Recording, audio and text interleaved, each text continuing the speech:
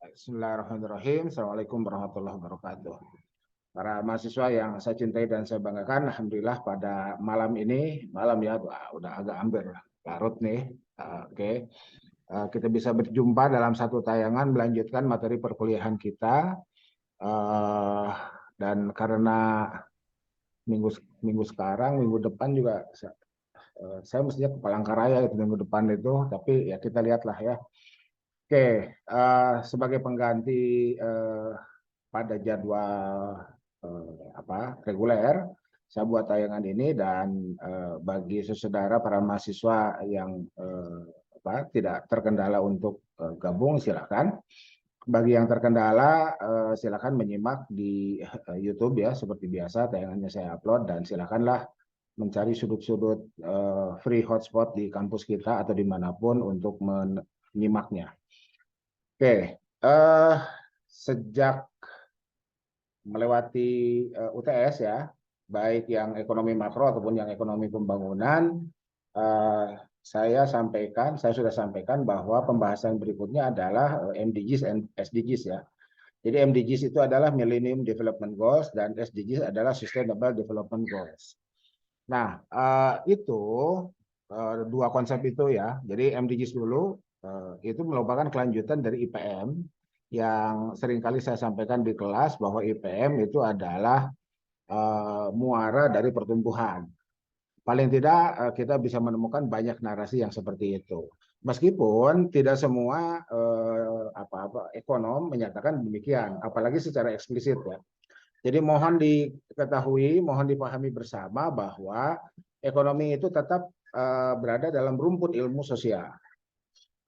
Karena rumpun ilmu sosial, maka karakteristik ilmu sosial itu melekat pada ilmu ekonomi. Sekalipun analisisnya menggunakan matematika, statistika, dan ekonometrika, tetap berada dalam rumpun ilmu sosial. Sehingga terbuka celah cukup besar untuk membuat analisis dan reanalisis. Ya, analisis, reanalisis, riset, dan riset ulang. Riset sendiri kan artinya ulang ya, research ya. Re itu kembali, search itu mencari. Jadi ya, riset ulang. Itu seperti itu. Baik, oke. Kita tahu bahwa IPM itu kan tiga ya, daya beli, akses terhadap pendidikan, dan akses terhadap kesehatan. Dan itu boleh jadi penyebutannya berurutan seperti itu, daya beli, pendidikan, kesehatan. Tetapi dalam kenyataannya tidak demikian. Boleh jadi karena kondisi tertentu ada yang memang daya beli terlebih dahulu ya, proksi PDB atau PDRB ya. Jadi perbedaan PDB dengan PDRB, PDB itu dilakukan untuk satu negara, sementara PDRB itu untuk satu wilayah di dalam negara. Jadi wilayah Indonesia Barat, Indonesia Tengah, Indonesia Timur, andai ada pembagian seperti itu. Kemudian provinsi, ya, kemudian provinsi. Nah, mohon maaf nih, ada background, background, background cucu ya, sambil ngasuh. Jadi seperti itu, apa itunya, apa istilahnya, proksi yang biasa kita temukan, biasa kita baca dari penjelasan-penjelasan para ekonom itu, ya. Jadi provinsi, kabupaten kota, ya, mungkin kecamatan kita belum menemukan ya, belum menemukan secara gamblang terkait dengan PDRB kecamatan. Andai mau kita lakukan penelitiannya, bolehlah silakan dilakukan penelitiannya ya terkait dengan PDRB kecamatan, bahkan PDRB desa kalau mau ya. Kenapa? Karena kan sekarang desa itu punya ukurannya sendiri ya. Jadi ada besaran ekonomi, kegiatan perekonomian di tingkat desa itu. Jadi seperti itu. Dan itu yang membedakan antara ilmu ekonomi dengan manajemen. Ya, jadi kalau ilmu ekonomi itu sifatnya adalah agregatif ya, sementara kalau manajemen sifatnya adalah organisasional, manajerial, organisasional itu seperti itu. Jadi itu apa review dari apa yang sudah kita lakukan perkuliahannya sejak setelah UTS ya. Gitu. Nah terkait dengan UTS ini mumpung saya ingat ya, terkait dengan UTS. Bagi yang karena saya cek itu link overlipnya kembali memerah ya, kembali memerah. Overlipnya ya sudah ya. Jadi yang sudah kirim Google Drive, tapi mohon Google Drive-nya itu yang MS Word ya, jangan yang PDF. Jadi yang yang kirim PDF itu mohon dikirim ulang, hubungi penanggung jawab mata kuliah masing-masing itu. Oke. Nah, oke. Nah, sekarang kita lihat proxy IPM itu ketika masuk ke MDGs, ke Millennium Development Goal, maka proxy itu menjadi bertambah ya, jadi 8 ya, jadi 8. Nah, sementara nanti di SDGs, di Sustainable Development Goal, proxy itu akan bertambah jadi 17 ya. Jadi 17 bahkan jadi diagregasi jadi 18 lah, bisa sebetulnya sih, tergantung tergantung kita membuat analisisnya. Nah, oke. Ini saya menemukan sumber-sumber sumber gratisan ya. Jadi PDF-nya saya temukan gratis dan ini silahkan dinikmati bersama. Saya sudah kirim di WA Group. Nah, kita bisa melihat ini adalah peta jalannya ya. Jadi kalau kita lihat di sini, ini kan sebetulnya berakhir di 2015. Tapi kalau kita lihat dalamnya, sampai sekarang masih tetap relevan. Jadi kenapa saya tidak meloncati MDGs? Kan karena sekarang sudah masuk pada era SDGs, mestinya loncati aja. Saya tidak demikian, agar kita bisa mengetahui secara runut ya, secara runut bagaimana perkembangan Millennium Development Goals itu. Dan kemarin kan saya sudah kirim bukunya ya, itu kan sebagai proksi pertumbuhan. Jadi kalau misalkan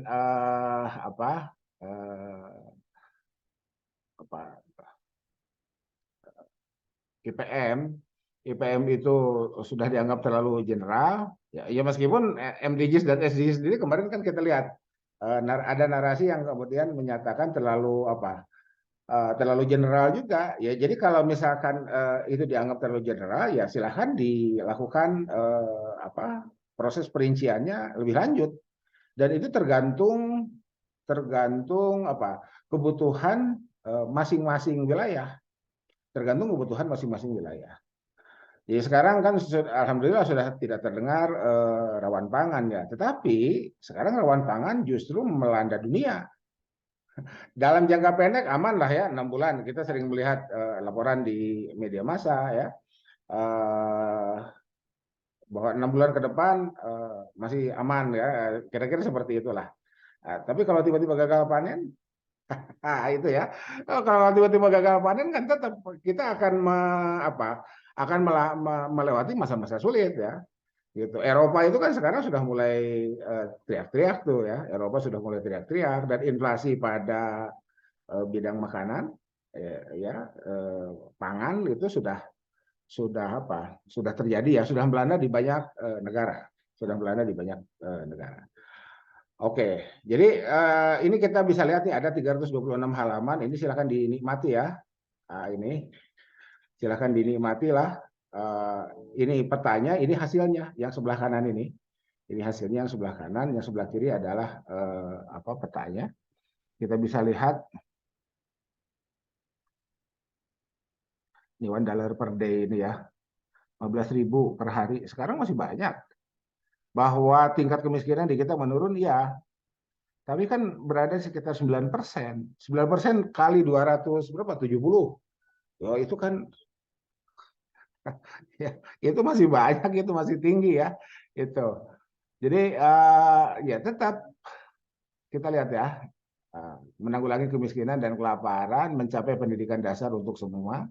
Nah, ini kan pendidikan dasar ya. Itu pendidikan dasar. Nah, jadi saudara, APK ya, angka partisipasi kasar perguruan tinggi aja kita masih datanya masih dikasih bintang tuh. Boleh masuk ke BPS ya. Saya nggak berani keluar dari sini, khawatir nanti repot lagi nih, barusan loadingnya lama tuh. Sorry ya. Oke, menunggu. Masih mending nih, ada berapa? 3 orang ya. Ada 3 orang ini. Oke. Nah, oke, mencapai pendidikan dasar untuk semua. Jadi sampai dengan tahun 2015 pendidikan dasar, kan gitu ya.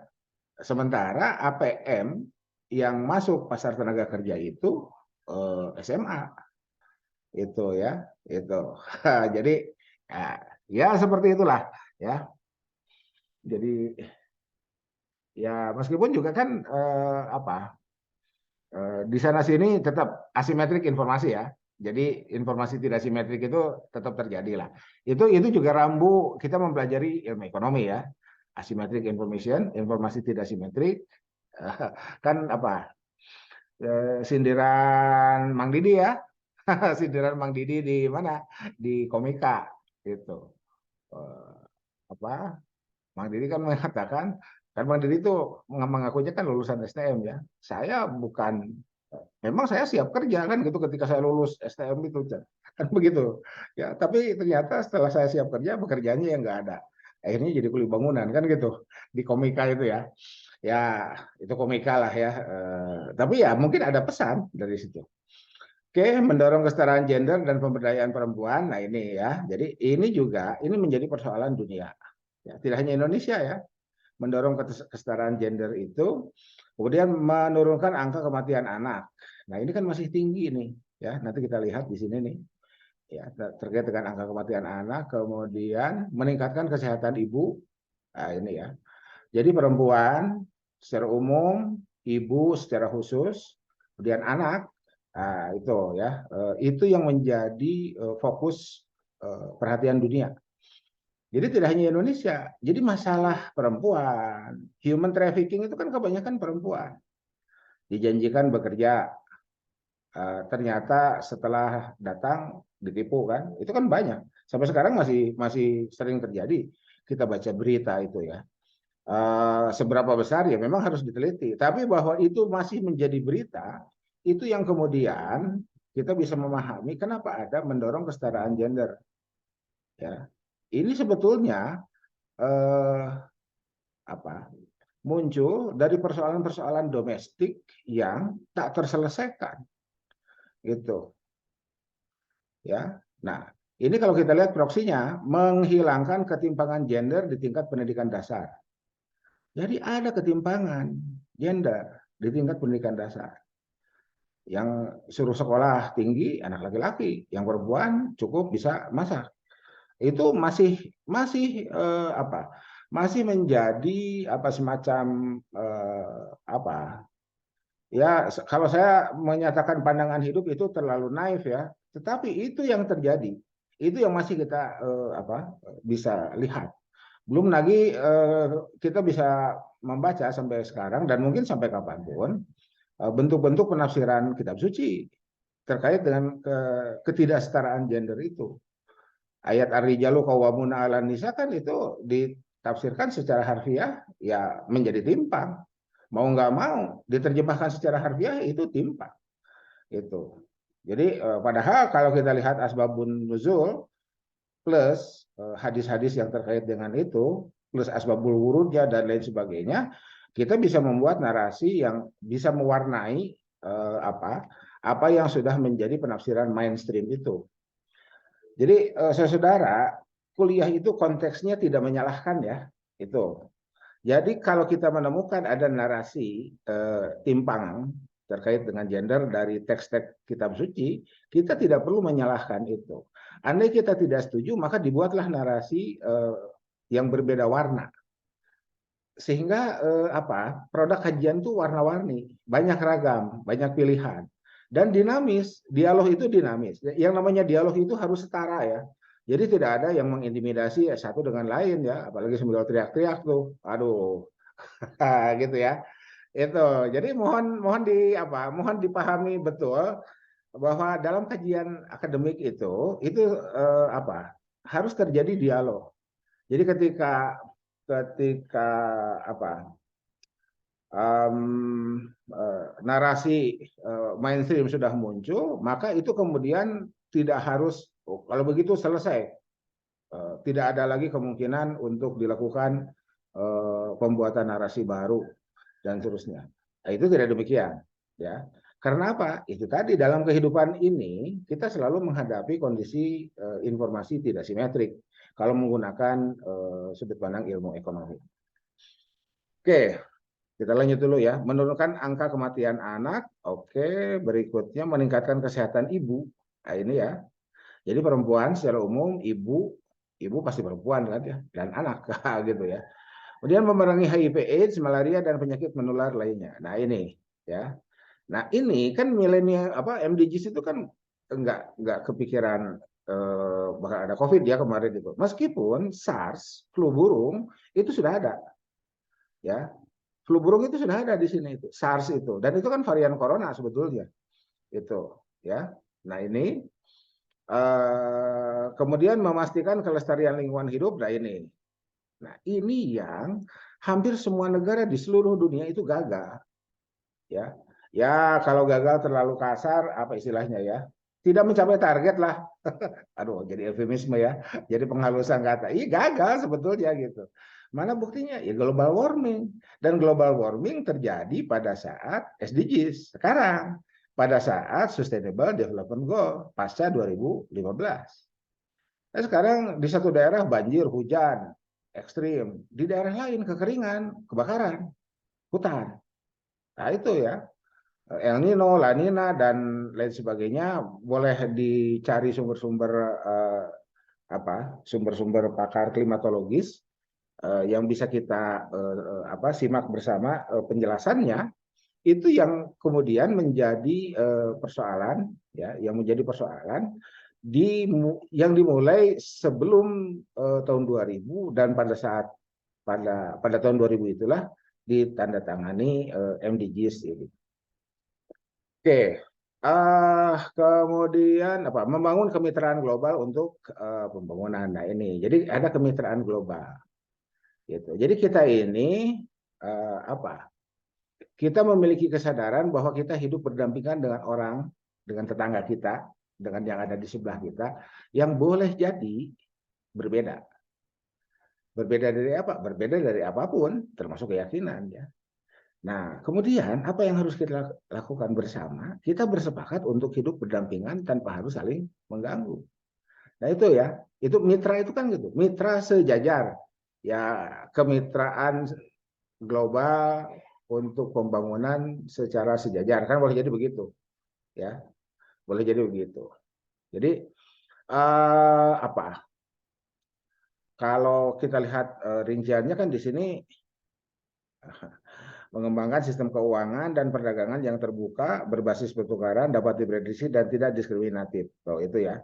Kemudian menangani utang negara berkembang melalui upaya nasional maupun internasional untuk dapat mengelola utang dalam jangka panjang. Kemudian bekerja sama dengan swasta dalam memanfaatkan teknologi baru, terutama teknologi informasi dan komunikasi. Nah, inilah yang kemudian hari ini menjadi 4.0 itu, ya, industri 4.0. Artificial intelligence, Internet of Things, itu aspek itunya. Tetapi kemudian di era 4.0 ini kita menghadapi dua persoalan yang satu tidak sempat terdengar prediksinya. Mungkin sudah ada yang memprediksi ya, tetapi tidak sempat terdengar prediksinya secara masif. Kalau di ruang-ruang seminar boleh jadi ya, tapi di ruang-ruang publik tidak semasif sekarang. Apa? Disruption wabah penyakit. Itu disruption wabah penyakit itu kan luar biasa itu. Tiba-tiba COVID, tiba-tiba cacar monyet. Ya, COVID sendiri variannya sekarang banyak. Bahwa ada yang kemudian membuat narasi miring dan lain sebagainya, yaitu itu harus bertanggung jawab lah. Yang membuat narasi harus bertanggung jawab. Tanpa data itu kan narasi tanpa data namanya. Gitu ya. Gitu. Jadi ini, kemudian yang ketiga apa? Global warming. Itu ya, global warming itu. Jadi ekonomi makro dan pembangunan, kalau kita lihat di tujuan ke-8 ini yang kemudian menjadi apa? Menjadi bukan puncak ya. Ya kalau kita membuat piramid boleh jadi tujuan ke-8 ini puncak. Tetapi lagi-lagi saya katakan bahwa kalau kita kembali ke sini ya, di tujuan pertama, ya boleh jadi memang ini tujuan pertama ya, gitu. Tetapi ada tujuan apa? Ada kondisi-kondisi tertentu, kondisi-kondisi dari wilayah tertentu yang tidak selamanya harus berurutan seperti ini, ya. Jadi kelaparan dulu, kemudian pendidikan, kemudian kesetaraan gender, kesehatan ibu dan seterusnya sampai kemitraan global. Bahwa ini terlihat nyaman dibaca, dipahami secara berurutan, ya, karena memang kenyataannya demikian. Tapi untuk daerah-daerah yang tiap hari longsor karena penebangan hutan misalkan, ini yang harusnya nomor satu. Gitu ya, gitu. Ini yang harusnya nomor satu. Gitu. Jadi lagi-lagi ini sudut pandangnya fleksibel. Oke, ini apa petanya seperti ini. Nah, kemudian ini capaiannya, ya. Ini capaiannya kita lihat.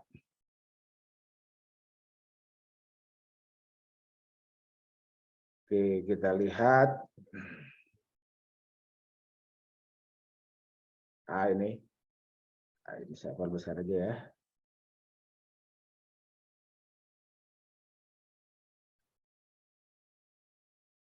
Ini, atau saya perbesar ininya. Mudah-mudahan bisa dibaca lebih jelas. Ini. Mari kita lihat sekarang.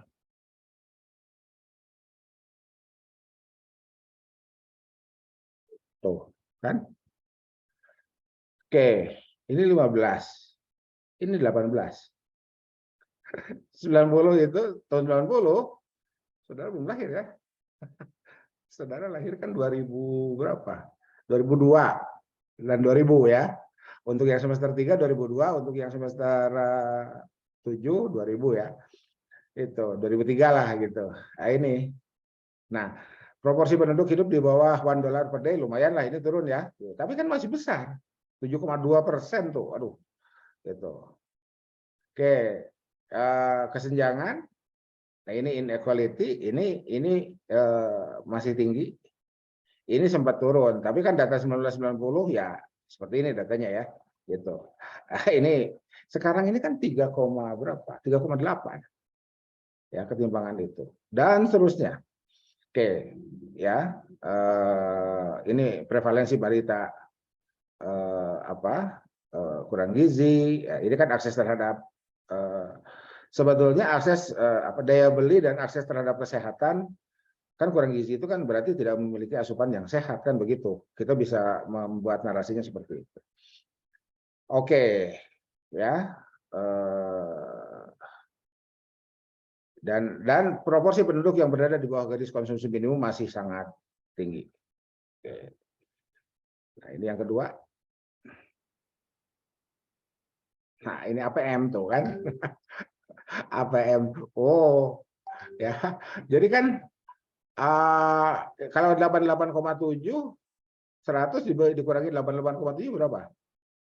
11,3 ya. Iya. Itu kan masih tinggi. Jadi yang tidak lulus, iya, yang tidak lulus itu kan mestinya ini 100%. Ya, mestinya 100%. Ternyata kan tidak. Gitu. Ini SMP. Ya, proporsi murid kelas 1 yang berhasil mencapai kelas 5. Ada. Tuh, ini ternyata ada proksi yang seperti ini nih. Gitu kan? Dan ini baru saja lewat dari negara kita. Dan tidak hanya dari negara kita. Ya, di dunia kan gitu ya. Jadi proksi ini ya kita tinggal bandingkan dengan negara lain yang ada. Gitu kan? Gitu. Oke. Nah, ini yang tamat sekolah dasar. Nah, ini yang APM. APM SD itu kan ini. Gitu. Kan cuma 60%. Sampai 2002 hanya sampai 74%. Jadi tidak lulus SD itu masih banyak. Dan kalau di 2002 usia SD itu berapa? 11-12 tahun ya. 12 tahun, sekarang 2022. Oh, itu kan? Iya, kebayang. Ya, usia produktif. Usia produktif. Oke, jadi tujuan berikutnya silakan dilihat ya. Tujuan berikutnya silakan dilihat. Itu Ah, wah ini kotaknya ada yang kosong-kosong ya. Yang jelas ini masih tinggi coba. Meskipun turun ya. Nah, ini malah naik lagi tuh. 57, 62, 70, 71. Ya, mana? Ah, ini yang kematian ini ya. 81 ini turun ya. Ini turun, kematian bayi turun, tapi kan masih tinggi. Ini kan masih tinggi angka ini. Itu kematian ibu, no kan? Ya, kematian ibu itu kematian ibu pada saat melahirkan gitu ya. Tuh. Ini HIV/AIDS, malaria dan penyakit menular. Oke, menurun tapi masih ada, masih tinggi angkanya. Tiba-tiba malaria muncul lagi di 2002. Oh, 2001 ya. Di 2001 malaria muncul lagi. Kemudian oke, kita lihat apa ini. Malaria.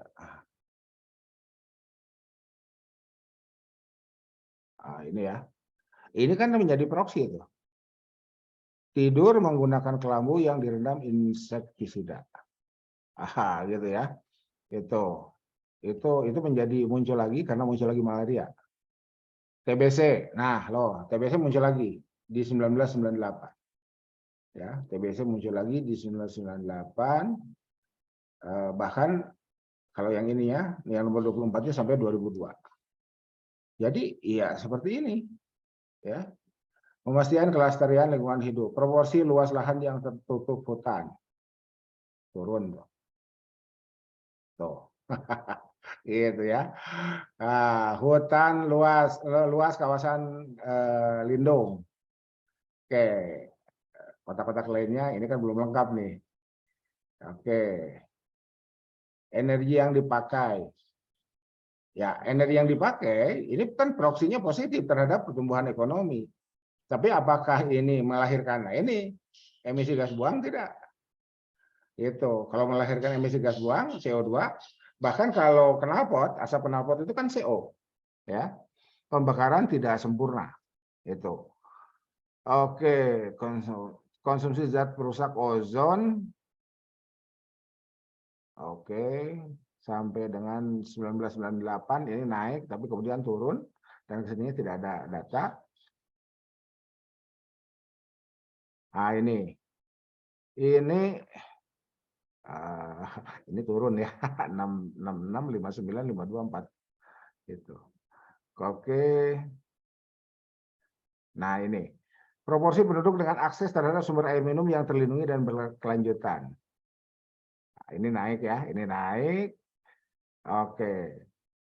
Fasilitas sanitasi yang layak ini juga naik. Baguslah kalau naik. Kalau naik untuk yang ini ya. Jadi ada yang jadi naik itu nggak selamanya bagus, nggak selamanya jelek, tergantung juga narasinya. Itu kan seperti itu. Oke. Oke. Jadi itu gambaran umum. Gambaran umum. Ya, gambaran umum. Nah, narasi rincinya inilah di sini ada sejarah singkat MDGs itu apa. Ini ya, 189 negara anggota PBB ini bersepakat ya. Pada konferensi ini bersepakat untuk menjaga kehidupan bersama. Jadi, oke, saudara kalau lihat, carilah saudara di jurnal-jurnal yang ada itu, pertumbuhan ekonomi itu bisa jadi negatif terhadap kelestarian lingkungan hidup. Gitu ya. Gitu. Jadi ada semacam trade off. Yang satu naik, yang satu turun. Itu trade off, istilah trade off ya. Itu seperti itu. Itu. Oke ya. Gitu. Jadi ini kayak saya kasih ya lumayan kalau yang laporannya kan hanya 170 halaman, tapi kalau yang ininya ini 326. Petanya itu 326. Tapi sebelum baca ini yang laporan ya, baca dulu petanya untuk memastikan. Oke. Sebelum saya tutup, andai ada yang berminat menulis skripsi, ini untuk yang semester 7 ya, gitu. Untuk yang semester 3 manajemen dan MKS, andai dibuat narasi lanjutan. Kenapa? Ini semuanya. Jadi untuk semester kelas ekonomi pembangunan, silakan dipilih mau nulis skripsi apa dari tema-tema ekonomi pembangunan dan perencanaan ini. Dan proksinya sekarang sudah tidak di IPM. Itu ya, proksinya sudah tidak di IPM, tapi sudah langsung ke MDGs. Kalau kita menggunakan MDGs. Tapi kalau kita menggunakan SDGs nanti di menjelang akhir perkuliahan kita akan buka SDGs, itu silakan saja, ya. Masuknya dari SDGs langsung aja, Pak Anton misalkan, karena kita sekarang sudah ada di 2022. Oke, silakan. Yang penting kan lakukanlah perwalian dulu dengan dosen wali masing-masing. Itu yang jangan sampai lupa ya. Jadi saudara harus melakukan perwalian, artinya berkonsultasi dengan dosen wali masing-masing, dosen pembimbing masing-masing ya, terkait dengan penyusunan proposal penelitian itu. Nah, bagi mahasiswa manajemen dan MKS, ini gunanya untuk apa? Ini gunanya saudara berlatih sebagai pembuat keputusan di organisasi bisnis saudara. Tuh, daya beli naik, berarti kan prospek usaha cerah. Gitu ya. Gitu. Lihat data marketing tuh. Lihat data marketing ya. Ya kembali ke keilmuan saudara-saudara. Jadi di awal saya katakan baik di manajemen ataupun di MKS, kenapa ada mata kuliah ekonomi makro di manajemen, di prodi manajemen lah kira-kira gitu. Gunanya adalah sebagai pemberi informasi untuk membantu manajer, untuk membantu para pembuat keputusan di organisasi bisnis itu ketika mereka akan melakukan atau akan membuat keputusan. Jadi semakin sempurna informasi, maka kemungkinan salah itu menjadi semakin kecil. Kalau ada pertanyaan, Pak Anton, ada nggak yang 100%? Nggak ada. Lagi-lagi ilmu ekonomi memberikan semacam guide kepada kita. Kita hidup di atmosfer informasi tidak simetrik. Jadi kalau pakai teori keputusan, sebetulnya nggak ada keputusan yang tepat. Itu ya. Makanya ilmu ekonomi itu berada dalam rumpun ilmu sosial. Kita tidak mengunderestimate rumpun ilmu sosial, tidak. Seperti inilah jenis kelaminnya. Sehingga analisis kuantitatif itu jangan dijadikan dewa. Ini udah pakai regresi, ini signifikan hasilnya berpengaruh signifikan. Ya itu sekedar tools, sekedar instrumen analisis. Ya, bahwa dalam kenyataannya dalam kehidupan sehari-hari itu tidak seperti yang ada dalam model. Masih ingat ya istilah model itu ya, modeling itu, permodelan itu. Model itu kan penyederhanaan realita. Model kemeja, baju kemeja ya, modelnya seperti itu. Ya siapapun yang akan membuat baju kemeja, ya modelnya seperti itu. Tapi ketika sudah jadi kan macam-macam tuh. Ya, bahkan termasuk warna. Warnanya sendiri kan macam-macam. Nah, sekarang hari Senin PNS atau ASN pakai putih. Nah, ternyata putih di ruang sebelah, kerahnya kok ada hitam-hitamnya ya. Nah, akan kayak gitu. Tapi modelnya tetap kemeja gitu kan. Jadi kemeja itu ada kerahnya. Kalau nggak pakai kerah berarti koko. Gitu ya. Itu seperti itu. Oke, jadi itu pengantar MDGs, SDGs, dan kita meninggalkan fase pembahasan fase pembahasan IPM. Ya, kita meninggalkan fase pembahasan IPM. Ya, bahwa IPM tetap akan dipilih oleh saudara untuk menjadi proksi penelitian, silahkan. Saya sendiri disertasi saya itu kan diujikan tahun 2015, masih menggunakan IPM. Padahal MDGs sudah selesai.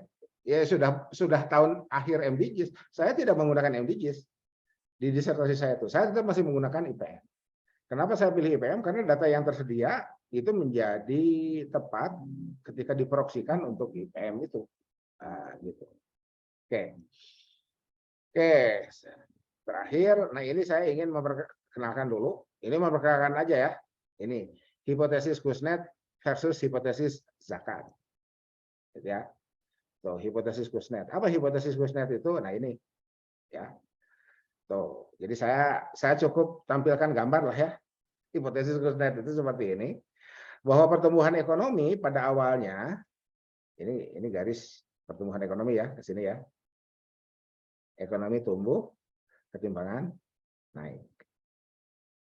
Dan akan sampai pada batas tertentu di mana ketika pertumbuhan ekonominya sudah sampai sini, baru ketimpangan turun.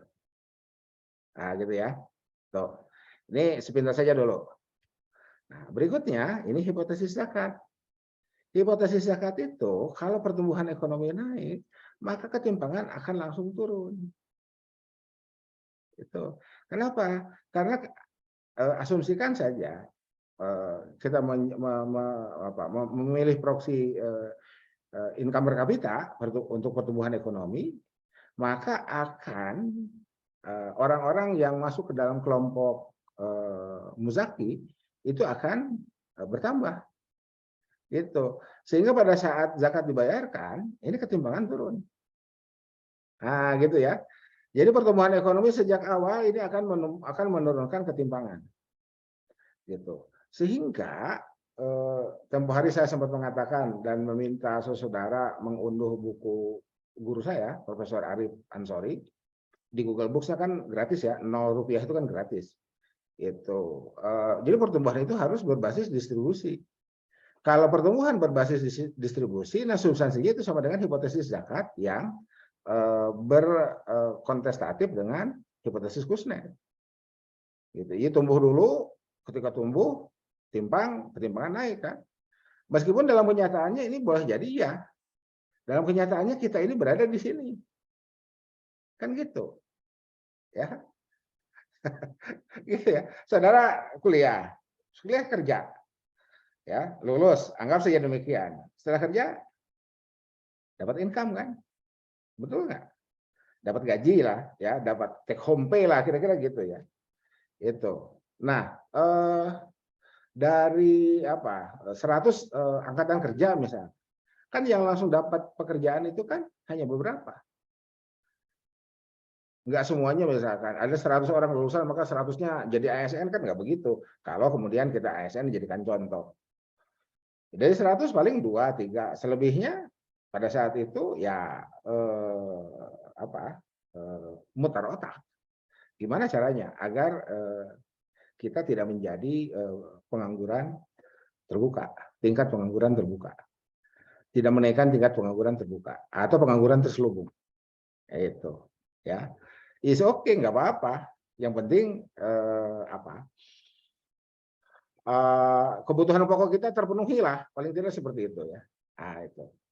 Jadi cara bacanya seperti itu ya. Cara bacanya seperti itu. Oke. Nah, ketika kita bandingkan, maka kita akan melihat ini nih. Nih ya. Ketika kita bandingkan, kita akan melihat ini nih. Nih. Nih. Gitu. Jadi kalau kita menggunakan hipotesis Kuznets, penurunan terjadi di, kalau ini T0 ya. Ini T0, ini T1, anggap saja demikian. Ini T2 misalkan gitu ya. T itu apa? Time. Nah, ya. Ini periode awal, ini periode awal ke periode pertama. Anggap saja ini T0 ke T1 periode pertama dan dari T1 ke T2 periode kedua. Maka penurunan ketimpangan baru terjadi di periode kedua ini. Ya. Jadi di wilayah ini nih terjadi penurunan ketimpangan itu. Itu kata Kuznets. Tapi kalau kita menggunakan hipotesis zakat, penurunan itu justru terjadi sejak awal. Jadi kalau kita ini, nah ini ya, kita bikin, jadi merah. Nah ini ya, kalau kita bikin ini nih, batas seperti ini justru dari T0 ke T1, ini sudah terjadi penurunan. Jadi di wilayah ini sudah terjadi penurunan ketimpangan. Dengan zakat itu paling tidak emergency exit lah, gitu. Sehingga yang tadi di MDGs kelaparan dan lain sebagainya, itu terselesaikan secara emergency exit, pintu darurat. Minimal seperti itu, sehingga tidak ada orang yang kemudian rawan pangan, busung lapar, stunting, dan lain sebagainya itu ya. Tuh. Nah, ini benar nggak? Benar atau tidaknya kan tergantung penelitian. Saya sudah melakukan penelitian, meskipun masih pengaruhnya kecil, tapi signifikan. Itu. Ya. Belum lagi nanti kalau misalkan ditambah dengan infak, sedekah, ziswaf itu ya, ini kan Z aja. Jadi kalau misalkan ziswaf, ini kan sudah 3. Zakat, infak, sedekah. Jadi tergantung fikihnya juga lah. Ya, ekonomi itu nggak terlalu melihat apakah itu zakat, infak, sedekah, bukan, enggak. Ekonomi itu melihatnya transmisi moneternya. Apakah terjadi perpindahan uang dari dari muzaki ke mustahik? Gitu. Pada saat terjadi transmisi moneter, maka ketimpangan pada saat itu juga menjadi terselesaikan. Nah, jadi gitu ya. Itu biarlah yang mendiskusikan. Contoh misalkan, ada nggak zakat profesi? Si A mengatakan ada, si B mengatakan tidak ada. Tapi yang mengatakan tidak ada zakat profesi, ada infak wajib. Wah, kan keren tuh. Gitu ya. Itu kan seperti itu. Yang mengatakan tidak ada zakat profesi, ada infak wajib dari profesinya. Kan sama aja. Bagi ekonom sama aja itu. Terjadi transmisi moneter. Ya. Kemudian sedekah. Pak Ando, sedekah kan sunat. Iya, tapi tolong lihat itu ayatnya. Innamas shadaqatu lil fuqara. Jadi ayat yang menyatakan wajib zakat itu ternyata kosakatanya adalah innamas shadaqat lil fuqara wal masakin. Gitu ya. Menggunakan sedekah itu. Gitu. Jadi itu silakan dibahas di mata kuliah fikih ya. Itu seperti itu. Nah, ekonomi melihatnya ini. Sehingga saya berani mengungkap gagasan ini. Ini sebetulnya bahan ajar yang sudah agak lama ya, tapi saya baru berani kasih di pasca. Nah, cuma karena kesininya, saya pikir ini juga bagus juga dikasih di S1. Sehingga nanti kalau saudara lanjut ke pasca kan tinggal riset, tinggal penelitian. Tuh, ya. Jadi nih, ini ya. Jadi kita bisa lihat nih jeda lag ya. Jedanya itu di sini nih. Ya. Jadi kalau kita menggunakan hipotesis Kuznets, ini justru rawan. Nah, baru agak aman itu di sini. Nah, tapi kalau menggunakan hipotesis zakat, dari sini kerawanan sosial sudah mulai tertangani lah. Paling tidak ada upaya untuk menangani kerawanan sosial. Karena ketimpangan ini kan nanti akan melahirkan kerawanan sosial. Tingkat kejahatan meningkat dan lain sebagainya ya. Ini gitu. Dan ini yang harus dibayar mahal ketika kita menggunakan hipotesis Kuznets. Fase ini nih, fase T0 ke T1. Ya. Ini yang harus dibayar nih. Ini fase rawan nih. Ini fase rawan. Ya. Ketimpangan itu kan fase rawan. Sementara di sini fase rawannya sudah terselesaikan.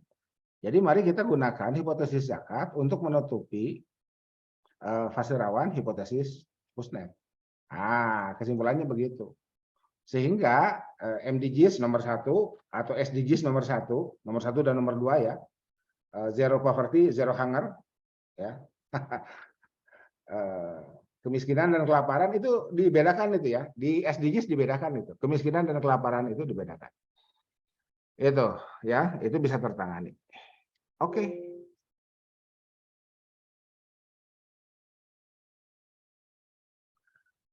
Tinggal 2. Ada pertanyaan? Izin bertanya, Pak. Ya. Tolong on cam deh. Siap, Pak. Nah, gitu kan biar kelihatan tuh wajahnya. Ya. Tadi kan di buku yang tadi Bapak liatin tuh itu ada salah satu tujuannya mendorong kesetaraan gender dan pemberdayaan perempuan.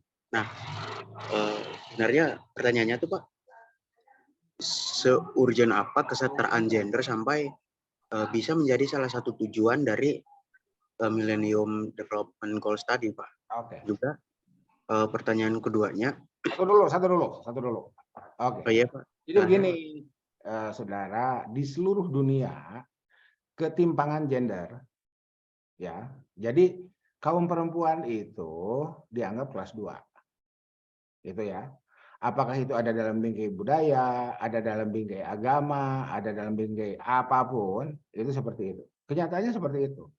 Makanya tadi kita bisa melihat APM perempuan dan laki-laki beda. APM perempuan itu rendah itu. Kenyataannya demikian. Gitu.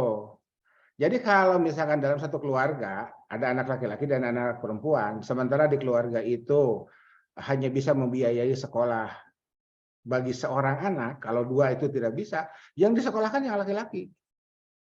Yang perempuan tidak disekolahkan. Kita itu pernah melewati masa itu loh. Sebelum kemudian ada wajib belajar 9 tahun itu. Dan itu terjadi di hampir seluruh dunia, terutama dunia ketiga. Ya, underdeveloped atau developing countries itu. Itu. Ya. Jadi itu yang kemudian kan kita seolah-olah tersentak loh. Emang ada apa dengan kesetaraan gender kan gitu kan? Itunya pertanyaannya. Kenyataannya memang demikian dan data menunjukkan seperti itu. Gitu ya. Clear? Nah, sementara negara kan harus melindungi seluruh warga negaranya tanpa ada diskriminasi, termasuk diantaranya diskriminasi gender.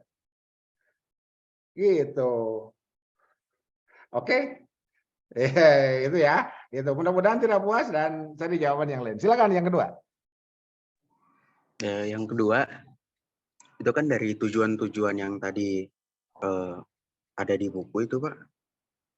Kalau menurut saya mungkin apa yang menjadi tujuan di buku tersebut sangat susah diimplementasikan di Indonesia, Pak. Karena hampir semua dari tujuan tersebut malah yang menjadi apa ya? Yang malah ditinggalkan oleh pemerintah, Pak. Mungkin contohnya ada pemeliharaan lingkungan, juga tingkat keselamatan ibu hamil, mengurangi penyakit menular seksual dan lainnya, Pak. Dan itu saya rasa masih sangat banyak kekurangan untuk mencapai itu semua, Pak. Ini mungkin kalau untuk pemeliharaan lingkungan, banyak sekali penebangan-penebangan yang terjadi untuk pembukaan lahan investasi dan segala macam. Juga untuk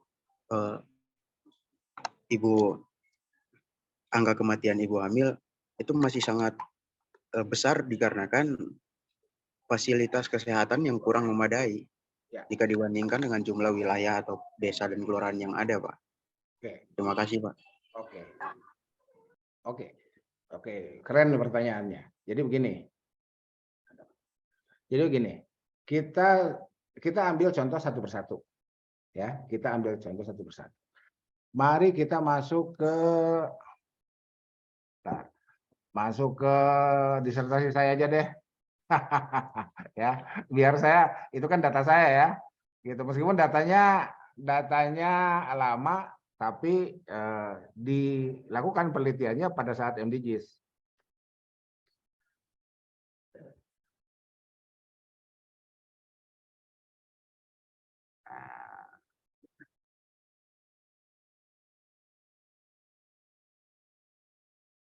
Saya share screen dulu.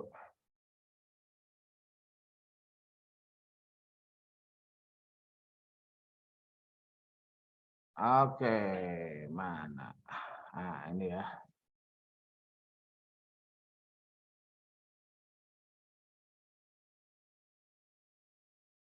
Kita lihat dulu kemiskinan ya. Kemiskinan pada saat milenium itu gimana? Nah, mari kita lihat. Nah.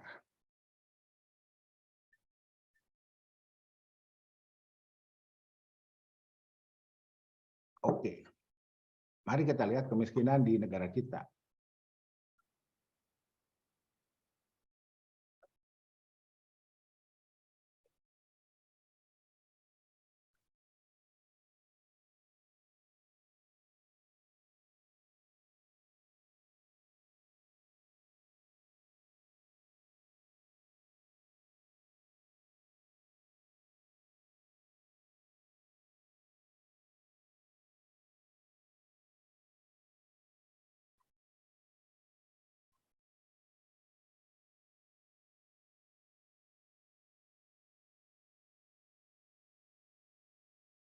Ini kayaknya harus kita unduh ini.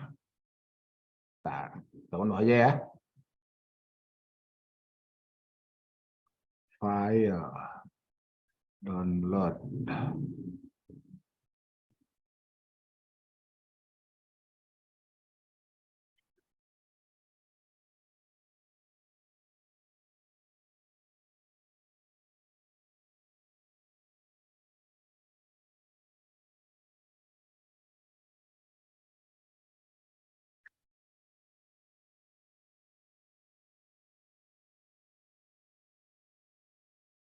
Alah, tidak muncul. Sebentar.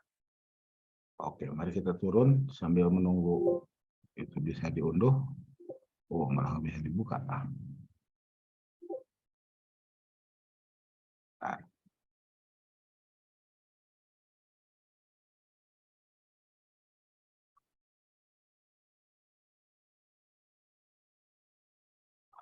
Oke, Indonesia. Nih, ini ya. Kita lihat ini aja dulu nih. Dari 18% ke 12%, mulai dari 2001 sampai 2012. Turun. Miskinannya turun. Tapi 12% itu masih tinggi. Tuh, 29 juta.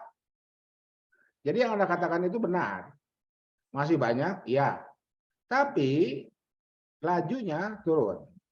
Jadi kalau lajunya turun, berarti pembangunan di kita sudah berada pada track yang benar. Itu ya kuncinya ya. Pembangunan di kita sudah pada track yang benar. Bahwa jumlahnya masih tinggi, ya. Oleh karena itu, semua warga negara wajib sekolah.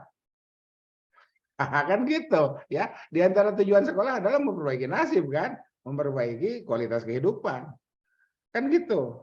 Ya, dengan sekolah. Makanya IPM ya, Mahbubul Haq yang kemudian dikembangkan oleh Amartya Sen, yang kedua akses terhadap pendidikan. Jadi kalau daya beli menurun, akses terhadap pendidikannya gimana? Kalau rendah, pantesan daya belinya menurun. Nanti saya akan sampaikan mungkin di beberapa pertemuan ke depan apa yang disebut dengan poverty trap, ya, jebakan kemiskinan itu. Jadi kenapa orang miskin? Jawabannya karena dia miskin. Itu. Lantas kalau begitu, jalan keluarnya gimana? Diinjeksi, injeksi moneter. Ya, transmisi moneter itu kan injeksi. Orang nggak punya duit, jangan disuruh kerja, kasih dulu duit biar bisa makan dulu. Setelah makan dia baru bisa bekerja. Kasih duit biar sekolah dulu. Setelah sekolah dia punya keahlian, dengan keahliannya dia bisa bekerja, dengan bekerja dia bisa memperoleh pendapatan. Jadi logika formalnya demikian. Gitu. Ya. Jadi mohon hati-hati ketika kita mengungkapkan pernyataan ya bahwa oh ini kelihatannya nggak diurus oleh pemerintah. Diurus, mana buktinya ini? Dari 18% menjadi 12%. Tapi 12% dari 244 juta penduduk Indonesia tahun 2012, ini kan 29 juta. Jadi memang masih tinggi. Gitu ya. Bisa dipahami ya? Oke, kita lihat dulu nih, ini udah bisa dibuka kayaknya. Nah, udah bisa dibuka. Nah.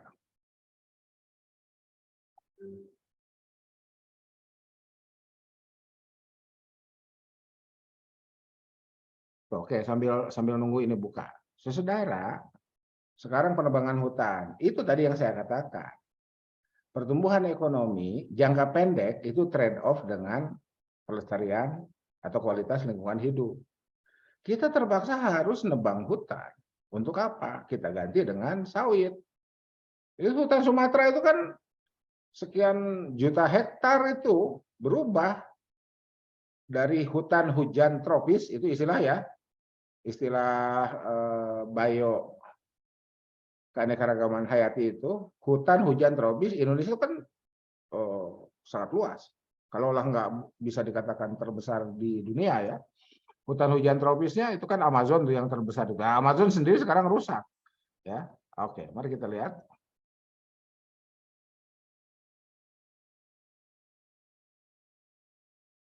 Nah, ini deh jumlah penduduk miskin Indonesia ini ya. Kita view-nya satu aja dulu, one page.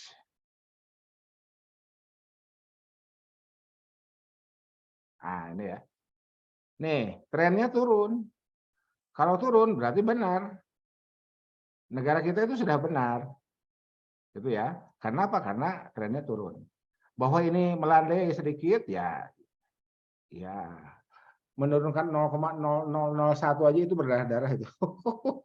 Gitu ya. Ini ya. Terus di sini kenapa naik nih? Ini kan naik nih. Di sini kan terjadi kenaikan BBM. Itu. Saya kan selalu mengatakan, apakah kita mau menerima atau menolak kenaikan BBM itu? Ya tergantung narasinya. Ya, kalau kita terima mau diapakan, kalau kita tolak lantas mau apa? Kan gitu. Kalau kita terima kenaikan BBM, dananya untuk apa? Lagi-lagi transmisi moneter melalui instrumen fiskal. Kan gitu. Kampus kita itu sekarang dapat LPDP loh.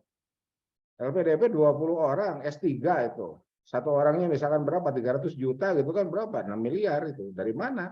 Di antaranya itu tadi. Kan dialihkan. Subsidi BBM dialihkan ke subsidi pendidikan. Itu seperti itu. Nah, gitu ya. Nah, bahwa sekarang ini jumlahnya kan masih besar, iya. Nah, ketika jumlahnya masih besar, mohon hati-hati, jangan kemudian kita, kalau gitu pemerintah nggak ngurusin kemiskinan. Ini hasilnya, ini buktinya. Dan saudara, pembangunan itu dikerjakan bersama-sama. Gitu ya. Saya apa ya? Saya merasa perlu untuk menyampaikan sikap kehati-hatian yang dimiliki oleh akademisi ketika menyatakan pendapat. Itu mohon didukung dengan data. Berbasis data, ada datanya tidak? Gitu. Bahwa jumlah penduduk miskin sampai dengan 2012 nih masih tinggi, ya, iya, ini kenyataannya demikian. Tapi bahwa kemiskinan turun, iya. Jadi kalau kita tergantung mau pilih narasi mana, mau pilih jumlah penduduk miskin masih banyak, atau mau pilih tingkat kemiskinan turun, ya tergantung juga narasi lanjutannya. Nah, lantas saran saya apa? Saran saya ungkapkanlah selengkap mungkin, sehingga orang bisa kemudian mengambil kesimpulan. Kalau kita berhenti pada jumlah penduduk masih banyak, titik, nah, itu atmosfernya berbeda warna dengan ketika kita menyatakan jumlah penduduk miskin turun dari 2001 ke 2012. Dan sekarang tetap turun ya. Mari kita lihat ya. Mudah-mudahan tidak hang ya. Jumlah penduduk miskin Indonesia. Mari kita lihat. Tuh, turun menjadi 9,54. Di sini, tadi mana? 12%. Dari 12 ke 9,5. Ya, dari 12 ke 9,5 nih. Nah, sekarang gini, sekarang berapa jumlah penduduk Indonesia? Jumlah penduduk Indonesia.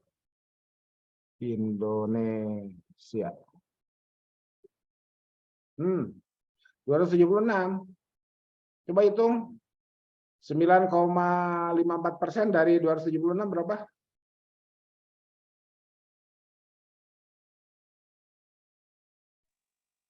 Sekitar 26 jutaan, Pak. Hah? 26 jutaan, Pak. 26 juta ya. Oke, sekarang kita lihat di sini.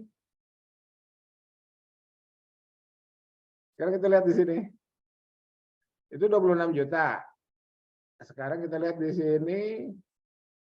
Ah, ini 29 juta kan? Lumayan lah, turun 3 juta. Ini ya. Ini 29 juta ya. Jumlah penduduk miskin 29 juta. Sekarang 26, lumayan lah, turun 3 juta. Tapi 26 juta itu masih besar. Gitu ya. Jadi bahasa memiliki konotasi, ada rasa, ada atmosfer psikologis, gitu ya, gitu. Jadi oleh karena itu berbicaralah dengan angka, gitu ya, berbicaralah dengan angka. Ketika angka dibahasakan, maka apa? Ada konsekuensi konotatif dari kosakata yang kita gunakan. Gitu ya. Itu jadi penebangan hutan itu tadi saya katakan terjadi trade off jangka pendek. Makanya perusahaan-perusahaan yang menebang hutan itu mesti menebus dosa dalam tanda kutip ya. Apa? Dengan melakukan penanaman kembali. Lakukanlah juga tebang pilih. Tebang pilih itu kan apa? Tinggalkan satu. Jadi kalau ada 2 pohon yang siap tebang itu tinggalkan satu, tebang satu, pindah ke yang berikutnya, tebang satu, pindah ke yang berikutnya. Sehingga hutan tidak menjadi gundul. Bahwa sekarang terjadi penggundulan hutan di mana-mana, ya berarti para pengusaha tidak mengikuti saran para ekonom pembangunan. Gitu. Ya. Jadi saudara, setiap buku yang saya baca itu tidak ada. Jadi mohon ini ya, karena kita seringkali mendengar mendengar narasi ya di wilayah publik itu, mohon dibedakan dampak dengan saran. Ekonomi liberal melahirkan bla bla bla, ketidakadilan dan sebagainya. Itu dampak. Karena para ekonom liberal sendiri sudah mewanti-wanti bahwa jika bla bla bla maka itu. Jadi rambunya sudah ada. Ini oleh para pelaku bisnis itu dilanggar rambunya. Mana contohnya? Itu yang penggundulan hutan contohnya. Penggundulan hutan di mana-mana itu contoh yang tak terbantahkan. Tiba-tiba banjir bandang dan seterusnya. Itu ya. Itu. Jadi termasuk juga transaksi derivatif keuangan ya itu yang menjadikan bubble ekonomi. Itu para ekonomi itu sudah memberikan wanti-wanti, sudah memberikan rambu, jangan lakukan itu. Cuman orang kan tergiur dengan capital gain yang bisa diperoleh dalam waktu yang singkat, dalam waktu yang cepat. Padahal itu berbahaya dan itu sudah disampaikan rambunya oleh para ekonom keuangan. Jangan lakukan itu. Kalau itu dilakukan akan terjadi bubble ekonomi balon itu ya, ekonomi permen karet. Tiba-tiba meledak dan ketika meledak kan nggak ada isinya cuma angin. Resesi lagi. 1998 terjadi, 2008 terjadi. Itu. Jadi di awal waktu kita belajar PIE itu ada rambu yang universal yang harus kita perhatikan betul apa yang dimaksud dengan self interest itu. Karena dari self interest itu kemudian akan melahirkan atau berpeluang melahirkan selfish. Gitu ya. Orang jadi egois, orang jadi serakah dan seterusnya dan seterusnya. Para ekonom sendiri sudah mengingatkan itu. Kita tidak boleh serakah. Mohon self interest itu dikendalikan dengan menggunakan rasionalitas atau self rasionalitas yang juga kita bisa mengkontestasikan atau ngebenchmark dengan self rasionalitas teman sebelah kita.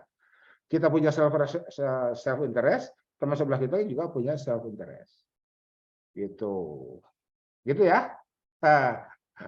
Waduh, udah jam 10 nih. Mantap. Gimana, cukup? Oke, cukup dulu lah ya. Itu masih bertahan. 2 orang. Yusuf, mana Yusuf? On cam? Hadir, Pak. On cam, on cam? Bentar, Pak. Ya, sudah. Kalau jadi repot nggak usah lah. Ya. Oke. Jadi itu pengantar ya, tetap semua kuliah dari saya pengantar ya. Pengantar untuk kita memasuki sisa-sisa pertemuan. Yang jelas minggu ini saya tidak tidak ada di Bandung ya, dan saya ke Jember, kemarin ke Padang. Ke Padang bawa surat tugas, ke Jember juga bawa surat tugas. Jadi seperti itu. Dan karena kita sekarang bisa work from anywhere ya, anywhere, anytime, any apa lagi? Ya pokoknya serba any lah ya. Any dan every ya gitu ya. Ya kita bisa fleksibel aja. Ini saya rekam, saya akan upload insya Allah di YouTube sehingga kawan-kawan yang lain yang